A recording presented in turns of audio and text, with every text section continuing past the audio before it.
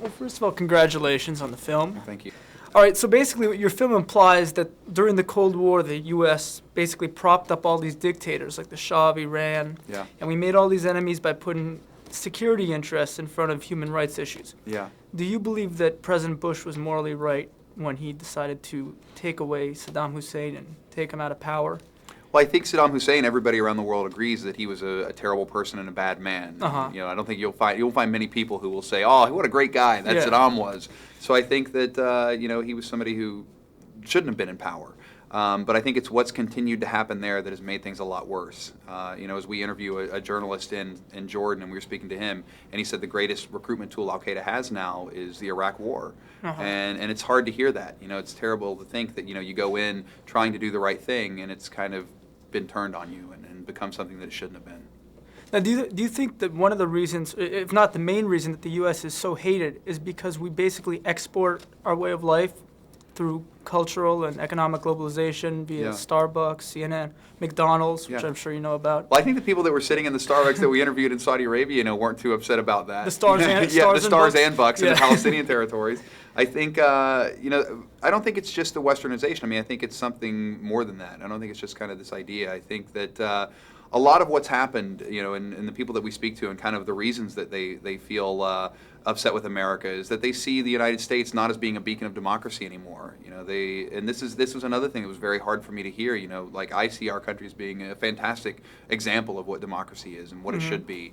And you're talking to these people who say, yeah, that's what you say, but that's not what your actions are. You know, we support somebody like Hosni Mubarak, who's been in power for more than 2 decades in Egypt and arrests and tortures anybody who, you know, speaks out against his regime.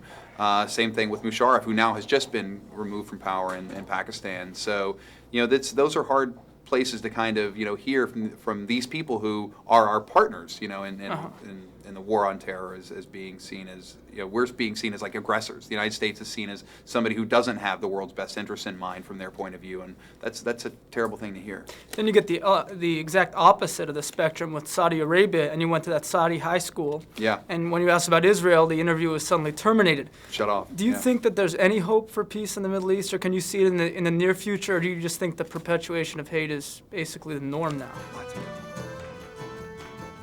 So this classroom was blown up about 8.5 hours ago. Luckily, there were no kids in it. Rocket came from the Gaza Strip. There'd be kids in here, half of them be dead. Well, that's a great question. You know, I mean, I'm an optimist, so I think there's always a way to have peace come around. But I think what needs to happen, and especially here from an American point of view, when I see what we get turned on to or what we get to see on the news, is we see, you know, the atypical news line of if it bleeds, it leads. You know, we see the hatred, we see the conflict, we see the volatility, but we don't get to see the millions and billions of other people who don't share that very small minority's point of view. Yeah. And I think that the more we can empower those people, you know, which I think the film does a great job of giving a voice to the voiceless. You know, that the people I see and where in the world's Osama bin Laden aren't the people that I get to see and hear on the news every day, and I think that's important. So I think the more that you can empower those people, the more power you can take away from the other. Really quickly, the Olympics, what do you think should happen there? Do you think that we should boycott the opening ceremonies, or do you think we should basically turn our head because China, I mean, they are a big partner? Of course, but I think the United States, of course our athletes should go. You know, our athletes need to be there. You know, it's more of a mistake by not going. I think we should be there. I think the president should go. And I think the president should really use it as an opportunity to say something, to make a stand, you know, to go there and be in their world and really say things can be different and things should be different, and you owe it to the people of your country and the world to do that. And, you know, China really has the ability to make a positive change right now. You know, the world's eyes are upon them. What are they going to do? Exactly. Yeah, so I mean, for me, it's a chance to really do the right thing and come out smelling like a rose, and rather than having it blow up in their face. Well, you did a great job again. Thank you. We expect nothing less. Well, thanks, man. Thanks a lot, man. You asked good questions. All right, thank you very much. Cool. Where in the world is Osama bin Laden?